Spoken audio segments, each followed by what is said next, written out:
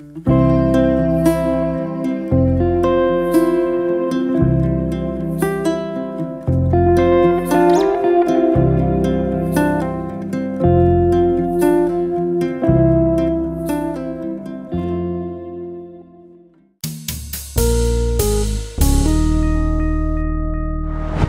und herzlich willkommen bei whisky.de, dem Treffpunkt feiner Geister.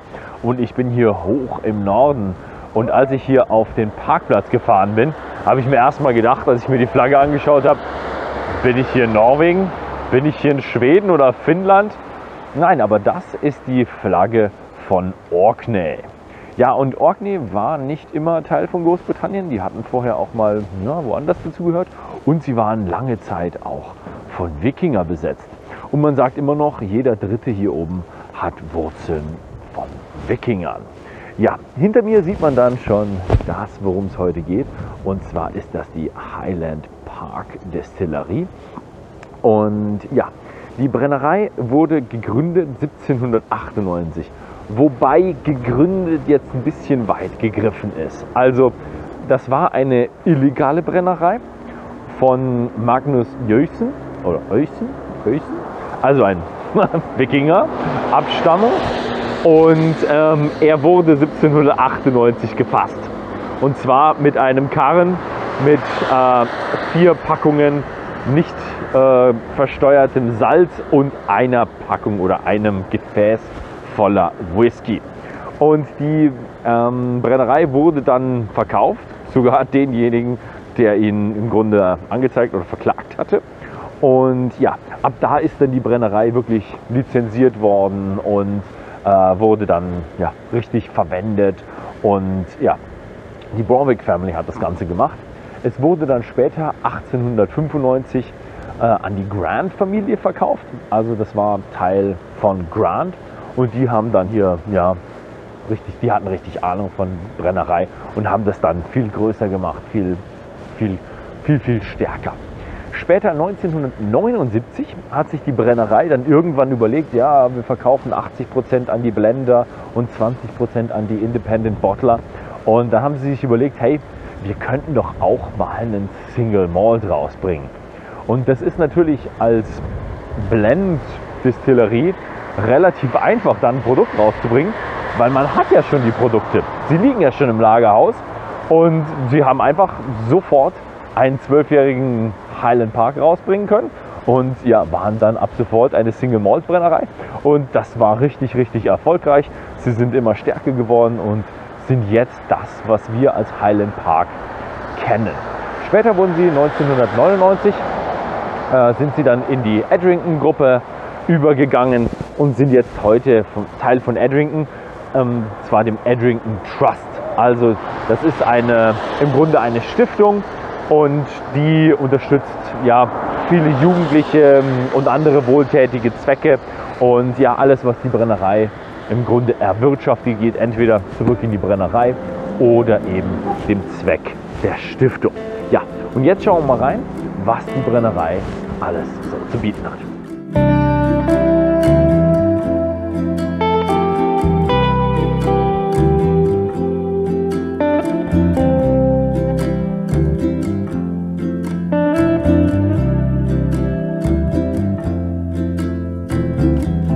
Hinter mir ist die traditionelle Art und Weise, wie man aus Getreide Malz herstellt.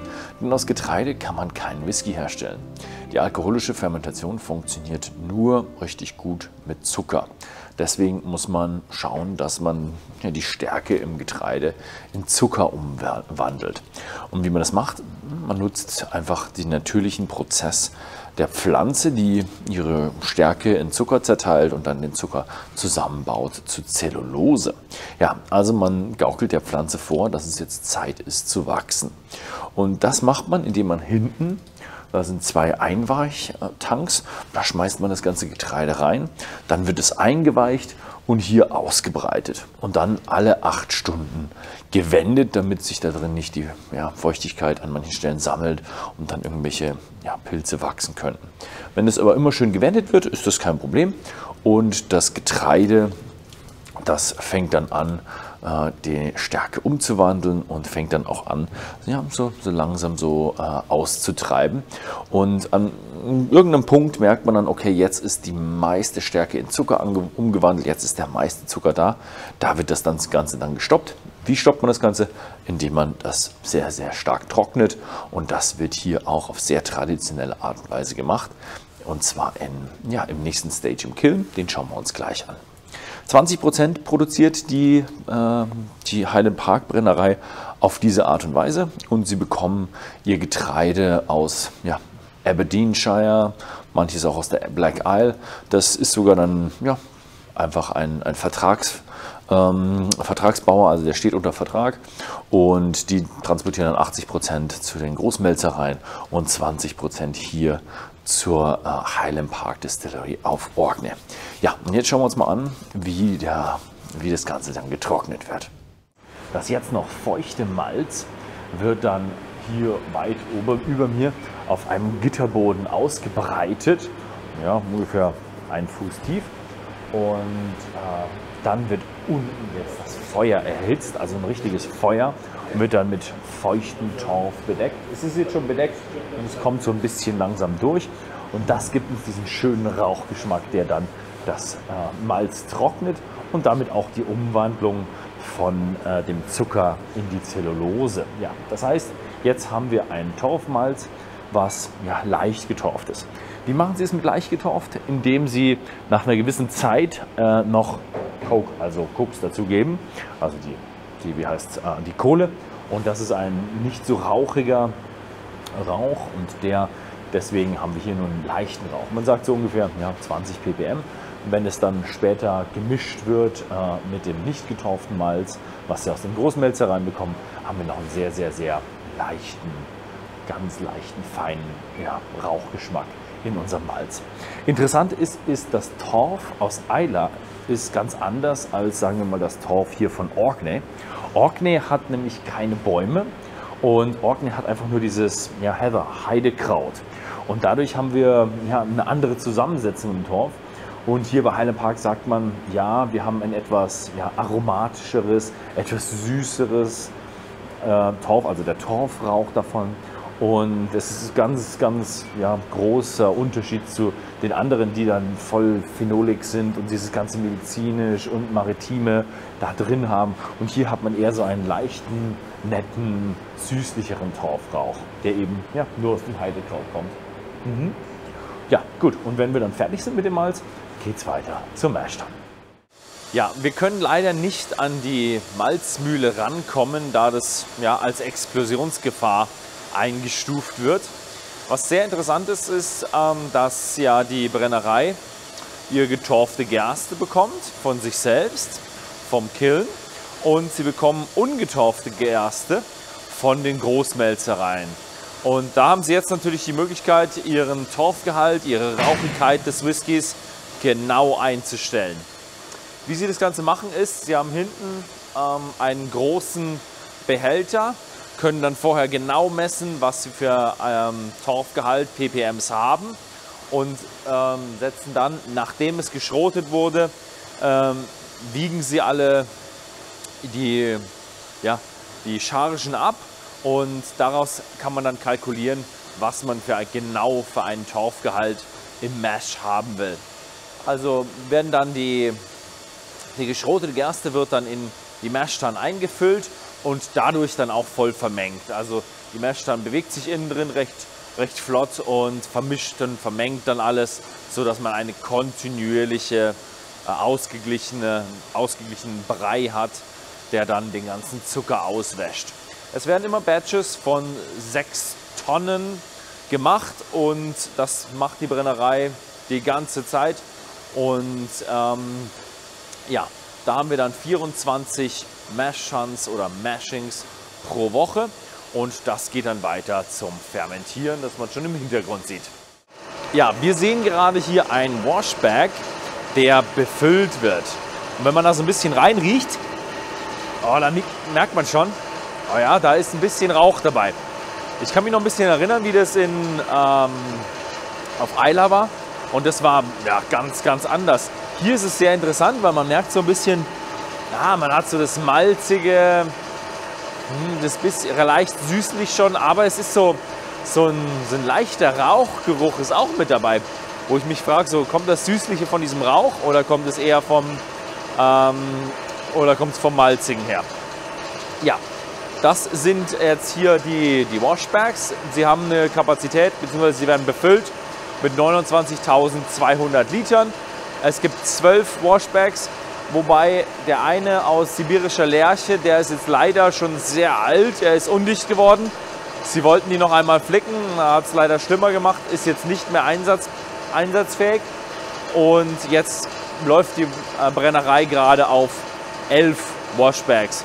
Aber ja, es funktioniert auch.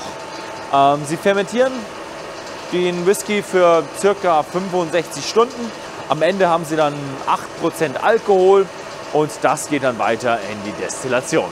Hinter mir sind die Brennblasen von Highland Park. Und man merkt schon so ein bisschen, hier ist so ein ganz leichter Torfrauchgeschmack in der Luft. Die Stills sind insgesamt, es sind 4 Stück. Die Wash-Stills im Hintergrund erkennt man immer an diesem Watchglas, werden mit 14.400 Litern Volumen befüllt, könnten aber 19.000 Liter halten. Ja, aber das ist immer bis ganz oben hin, also das ist ja die Kapazitätsangaben. Hier vorne sind dann die Spirit Stills, die sind etwas kleiner, die haben irgendwo 12.000 Liter Volumen ungefähr und werden aber auch nur bis 9.000 Liter befüllt. Und wie man schon sieht, die Brennblasen sind relativ breit und nicht so hoch und keine Einschnürung, kein Reflux Bowl. Also es gibt relativ wenig Reflux und das liegt daran, dass ja, Highland Park macht einen Medium Heavy, also einen mittelschweren Rohbrand. Also sie wollen schon ein bisschen mehr Kick im Rohbrand haben. Sie sind jetzt nicht so ein ganz typischer Nord-Highland-Style Whisky, sondern sie sind eher so ein Insel-Whisky, der ein bisschen knackiger ist. Ja, und was auch noch sehr interessant ist, was ich hier erfahren habe, ist, warum sind alle Spirit Safes aus Messing gemacht? Und das liegt daran, dass wenn Messing zusammenschlägt, keine Funken entstehen. Das ist natürlich in einem Brennhaus, wo irgendwo ja, potenziell 70–80% gesättigte Luft mit Whisky, mit Rohbrand ist es natürlich ganz wichtig, dass hier keine Funken schlagen und das Ganze Feuer fangen könnte. Ja, und dieser Rohbrand wird dann abgefüllt und dann schauen wir uns mal jetzt an, wie das Ganze dann im Lagerhaus aussieht. Ja, die Lagerhäuser bei Highland Park sind fast alle Dunnage Warehouses. Also sie haben bei Highland Park haben sie 24 Lagerhäuser, 19 davon sind Dunnage Warehouses und ja, ein paar Racked haben sie auch noch. Und das Schöne, was man sofort riechen kann bei Highland Park, was wirklich ja, Teil von Highland Park ist die Sherry-Fasslagerung. Sie haben fast nur Sherryfässer auf ihrem Campus. Also es sind ja, verschiedenste Sherryfässer, Butts, Puncheons, aber auch Hogsheads. Und das hier ist auch so ein Sherryfass. Sherryfässer erkennt man immer daran, dass die ein bisschen dicker sind. Die Bourbonfässer sind noch ein bisschen dünner. Und da merkt man schon so richtig schön, oh ja, da ist richtig schöner Früchtekuchen drin. Ich habe jetzt hier ein 17-jähriges Fass, nach 14 Jahren, glaube ich, oder 14 Jahren umgefüllt worden in dieses Fass, vorher aus einem größeren Sherryfass. Wunderschön. Ja, das ist dann das Ende der Produktion. Wenn die Flaschen abgefüllt sind, dann kann man sie natürlich bei whisky.de kaufen. Und wir schauen jetzt nochmal weiter und wir probieren ein paar von den Produkten und es gibt noch ein kleines Interview. So, und das war's jetzt mit der Produktion und jetzt geht's weiter mit den Highland Park Whiskys und einem kleinen Interview, aber wie immer auf Englisch. So, I'm sitting here with Gordon Motion. You're the master whiskey maker, and you've been with Edrington for 23.5 years. Yep. 23.5 years, and you're now here at Highland Park. Thank you very much for having us here at the distillery. You're welcome. Good to see you. So, nice job out here. Not so nice weather. You get used to it. It's wild and windy, but that's part of the joy of Orkney and Highland Park as well. Yeah, it's a remarkable region, and yeah, most northern distillery there is in Scotland. Yep. And it's beautiful. So I'm really excited about the whiskies now. I got to see everything. And so what are we having today? We have 12-year-old, which is really the core whiskey in our range. We'll go on and taste 15-year-old, which is a new release for us. Yes, I just had that. Yep. Then we go to 18, another stalwart of the range. That's certainly been around as long as I've been with the company. And we'll finish off with a 21-year-old. Nice. Okay. So that's the 12 year, yeah? 12, yep. Oh, it always tastes better at the distillery. Yes. One of those whiskey moments.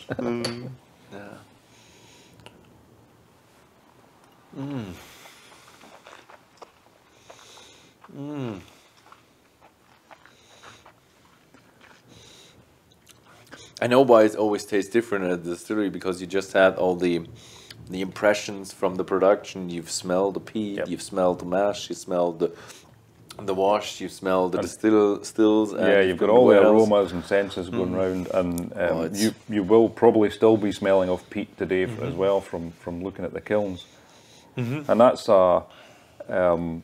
it's a unique point of difference for Highland Park. The peat that we use in the kilns is cut from Hobbister Moor, which is a few miles away to the west of us. And I mean, you mentioned the weather jokingly, but the reason that Orkney peat produces the character it does is because of the climate on Orkney. There are very few trees on Orkney as a result of the high winds. It's definitely different when I first tasted it, and we've just seen the firing of the kiln, and it was a lot different than I would experienced, let's say, on Isla. It was much different. It's just beautiful. I love it. So I was really impressed about your warehouse and the kind of stock you have with all the sherry casks. So where do you get all these sherry casks from? Well, that is really our it's the core of our maturation. Whilst a lot of companies still use principally bourbon casks, we've gone away from that many years ago. It became more and more difficult to source sherry casks.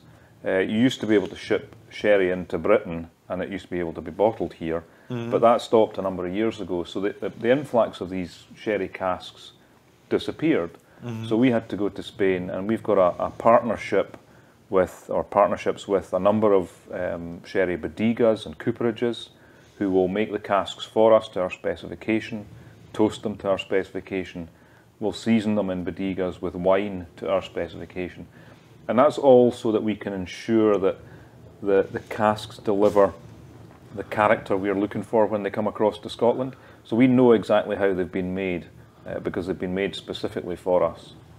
Okay, so the sherry production is kind of part of your production of whiskey? Absolutely. I mean, we probably keep a number of cooperages and bodegas going in Spain, just purely seasoning the casks for us. Yeah, and I've heard that you even import the wood for that. Yeah, we have two principal types of sherry casks. We have casks made from oak sourced in Europe, principally northern Spain. That tends to be high in tannins, which give you a real dark, natural colour and a spicy cinnamon, nutmeg character, and also a sort of dried fruit character. We also bring in timber from America, and we have American oak sherry casks as well. American oak is high in a compound called lactones, which give you a real sweet, creamy vanilla character. So we're looking to balance those two types to give us the natural colour that all Highland Parks are. Nice. So yeah, it's.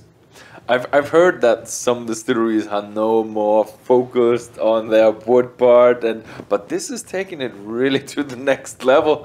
It is by far the most important aspect of making Scotch whisky. I mean, you can take a a mediocre spirit and put it in a good cask and you'll get a fantastic whiskey at the end of it. But you take a good spirit, put it in a poor cask, you'll end up with poor whiskey. So it is vitally important. Definitely, yeah. Just 60-70% of the flavor. Yep, absolutely. Yeah. So the 15-year-old. Yep. That is quite new. Yep, this is a new release for us. We did a 15-year-old in the past. It was stopped a number of years ago, and we've decided to bring it back as a permanent addition to the range. I mean, I get real sweet vanilla, almost creme brulee notes from this, but the spice is in there behind that as well.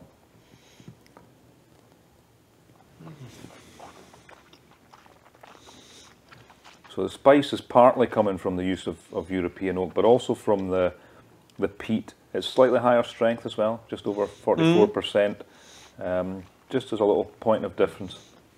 But nice, sweet, rich, creamy vanilla character. Yeah, I love it. I like it. It's a bit of a mixture between that nice sweetness and the bit of a spiciness going on, yeah. We're always, I mean, that's typical of Highland Park new make spirit. We're looking for sweet and spicy. It should just be a nice sweetened peat, a nice balance. Yeah, I love it that it's just, you have that light peatiness. I think there are not enough distilleries doing light peated whiskies. It's just beautiful when you have like a really phenolic and like it's 50 ppm plus.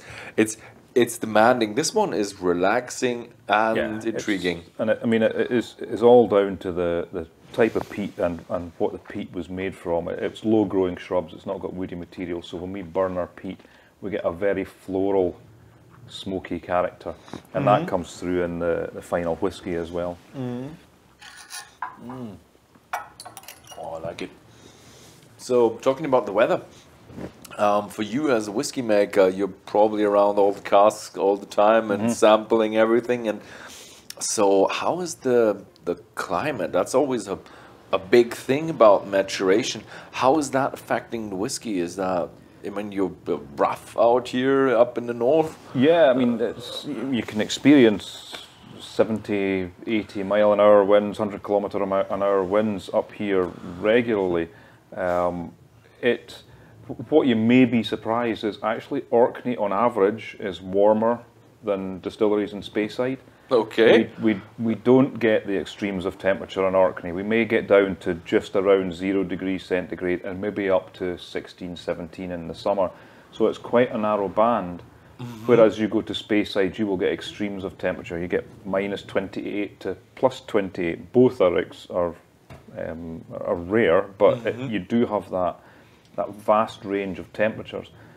So up in Orkney, the whiskey isn't expanding and contracting as much, so it's not getting pushed into the cask. It's not getting pulled out of the cask again when it contracts. So you get a much slower, more even maturation with the casks up on Orkney. And we tend to get less of losses to angels. I'm afraid that they're not as happy on Orkney. We tend to keep hold of the whiskey ourselves. So we have slightly less losses in the warehouses up here. Okay, so with a kind of a slow maturation that doesn't get that much additive maturation and you don't lose that much, that would be perfect for really, really old whiskies, wouldn't it? Yep. We've recently released another 50-year-old whiskey, so and the strength has held up quite well. That's the one thing you got to worry about with the older whiskies is when they head down to 40%. But yeah, we've the slow maturation. As you say, there's less getting pulled out the cask by the expansion and contraction, so it takes a little bit longer to get that character in, and the longer you've got, the more time you've got for oxidation and things like that to happen, which are the slow aspects of maturation. So yeah, that is really nice. Yeah, I know the 18-year-old from back in the days when I was still young. I had to carry the whiskey from my parents in the company. I can still remember that one. Yeah.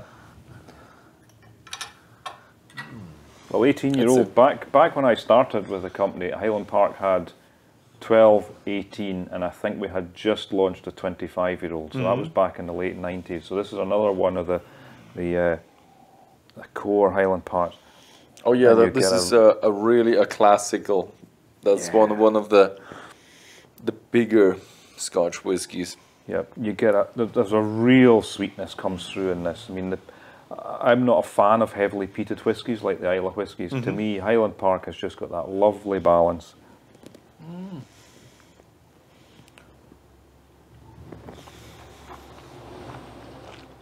And again, as we go up through the range from 12, 15 to 18-year-old, I increase the amount of first fill sherry casks that are used. So you start to get a little more intensity of flavour from the increase in the use of particularly the European oak. This is really fruity and really a lot of dried fruits in there. Tons of dried fruits and sweetness.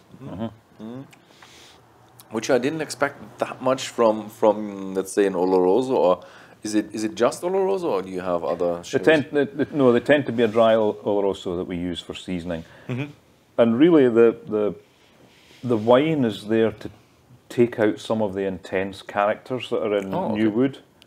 So it adds less in the way of flavour. There'll be a tiny bit of in-drink into the cask that will soak in. But over 18 years, that effect is minimal. You'll get that out in the first couple of years. The real importance is that sherry has taken out some of the real strong characters that you would have got had that cask not been seasoned. But more importantly, being a low-strength wine, has left in the things that the high-strength spirit is going to extract. So it's leaving us more than you would get from a bourbon cask.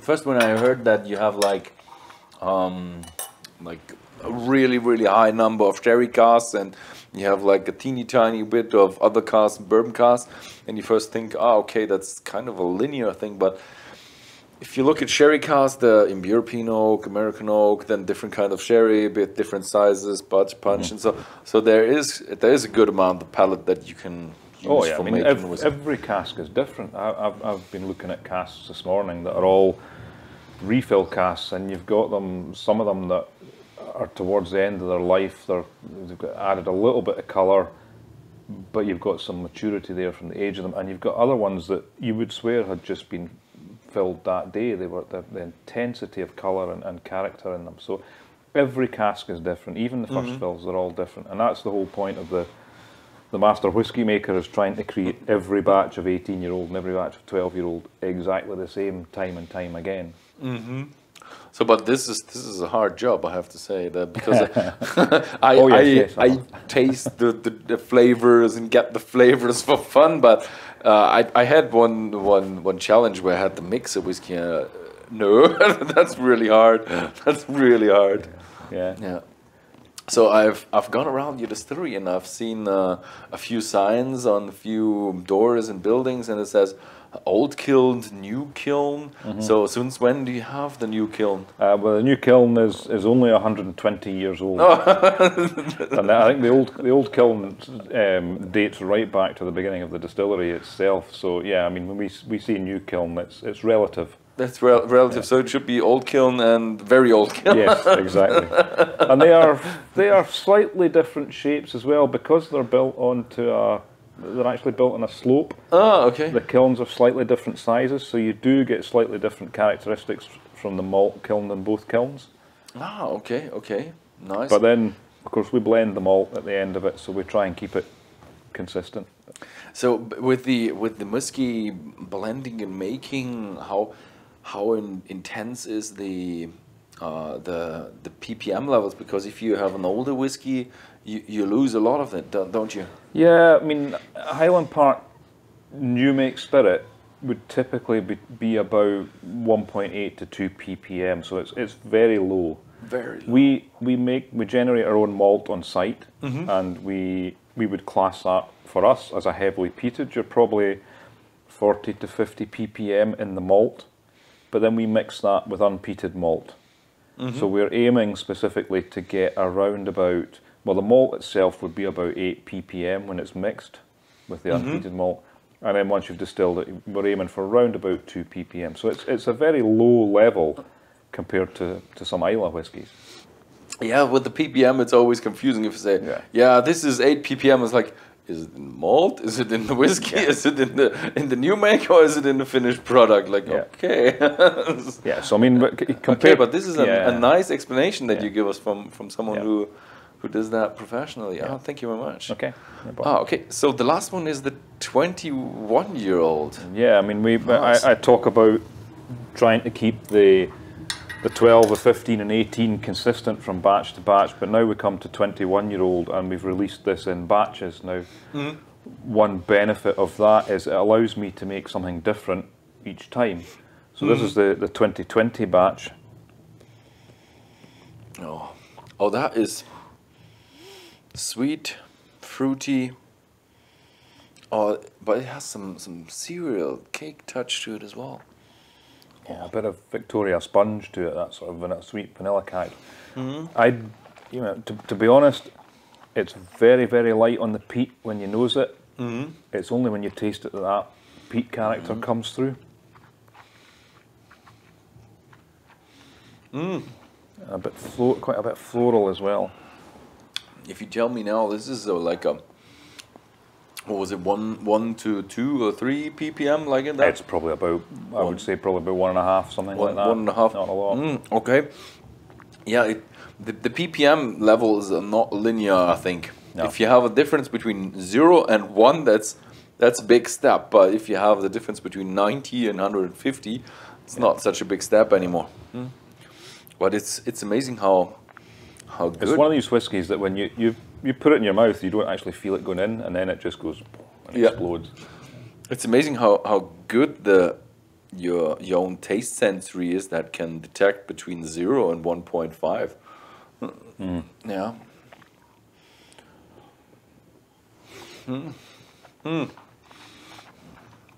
But it's lovely that it's not overwhelming.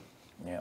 That it's not a nuance of smoke yet, but it's a slightly less dominant aroma, I would say. You still have the huge sweetness and fruitiness and cake feeling, maltiness going on, and that touch of some of the Islay whiskies with the really strong peats, I feel it's like an instrument in a band that's playing too loud. It just hides everything else. So this we've toned everything down, and I do like the Islay sometimes as well. They are fun, and if you have the olders, they are also good. But this is just very enjoyable. This is good. I've heard you're looking for the balanced one, and that is a nice balance between a nice medium spicy Scotch and a very light peated. Oh, I like it. Okay. That was really great. Thank you very much for introducing to the whiskies and answering some questions. So thank you very much for having us here at the distillery. You're welcome. Good to see you. Thank you very much for watching this video. And if you found this video interesting, then please feel free to share this video with your friends. Thank you very much, and see you next time.